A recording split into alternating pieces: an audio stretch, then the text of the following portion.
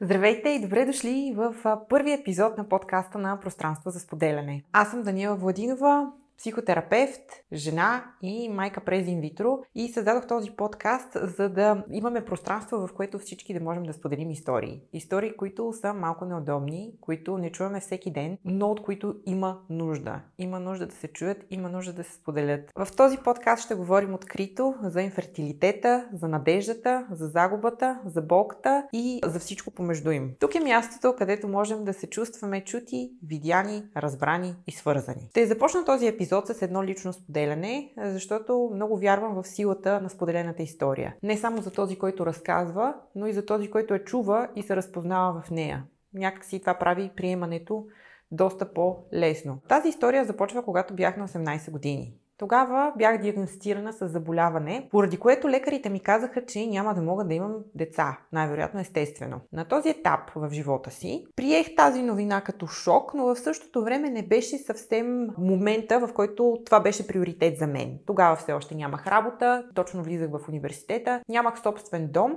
и връзките ми определено не бяха на етап, в който се говореше за създаване на дете. Така живях повече от 10 години и когато всъщност дойде моментът с наличния ми вече съпруг да говорим на тази тема, да решим и да започнем нашия път за създаване на семейство, започнахме дискусията и започнахме нашите планове по този въпрос. Но, както често става по света, Вселената има други планове и тогава дойде COVID и нашите планове удариха пауза, както и целият свят.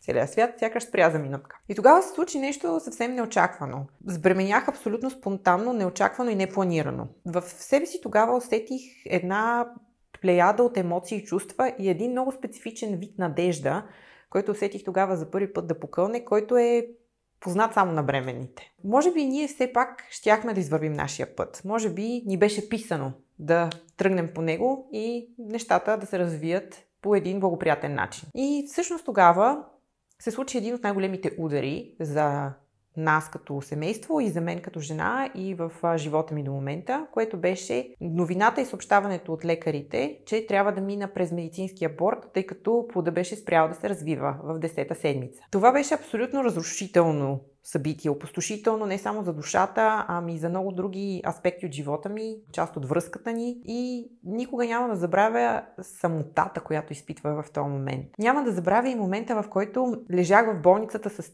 още две жени, с които минавахме през същото нещо в един и същи ден и как ще съм им благодарна до края на живота си, защото успяхме някак да създадем пространство, безопасно, в което да станем свидетели на сълзите си и на мъката си и в която всяка една от нас можеше да преживее това, през което преминаваше. Когато излязах навън в реалния свят обаче, някак отново се почувствах сама. Почувствах се така, сякаш няма на кого да споделя, сякаш не е и редно да споделям някак, тъй като това би натоварило някого или това би натъжило някого. Чувствах се така, сякаш трябва да нося тази болка сама. Малко по малко опитвах с минаването на месеци да възстановя тялото си, душата си и някои от разбитите парчета от връзката си. Но в крайна сметка преминахме през този момент и дойде времето, в което отново започнахме да мислим за това как да имаме дете. Започнахме да правим опити, но бременността все не идваше и тогава всъщност се сблъскахме с още един аспект от цялата тази вселена, цялото това огромно пътуване, което всъщност представлява инфертилитета и репродуктивните проблеми.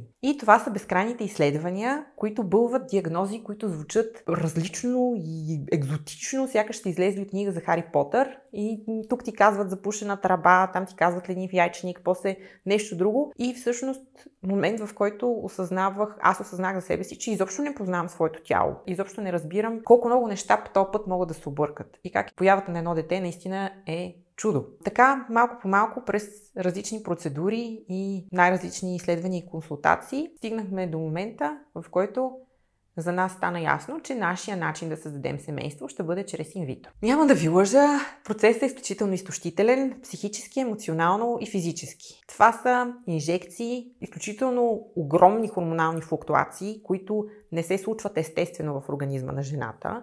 Стимулацията, когато тя преминава през стимулацията. Това са ежедневни посещения при лекар, съответно доста голяма промяна в ежедневието, доста голяма промяна в това как работим. Нали, ще мога ли да отида на работа, ще закъснея ли с 2 часа, ще седя ли в трафик, ще трябва ли някакво друго изследване да направя. Беше доста голяма промяна. Не мога да, наистина, така дори като се замисля, не мога да преброя колко безсънни нощи сме имали и аз и партньора ми, мислейки за това, което ни се случва. Преминаването през инвитро не е просто медицинска процедура. То е преживяване, което променя целият светоглед. Някак промени цялото ми разбиране за живота, за това какво е да си жена, за това как се създава семейство, за доверието в партньора, за отвореността ми да споделям, за хората, на които мога да имам доверие и също така за уязвимостта. И аз изобщо знаела ли съм до този момент какво е уязвимост. Процесът беше изпълнен с надежда, но и с безкрайни моменти на страх и несигурност.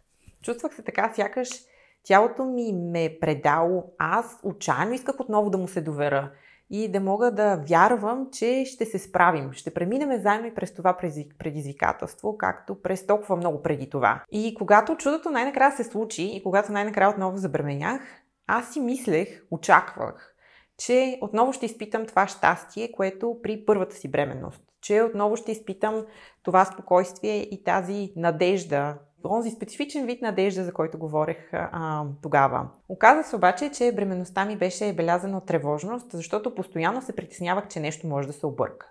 Притеснявах се всеки път, като отида на маникюр. Притеснявах се всеки път, когато ми се налагаше да се кача в градския транспорт.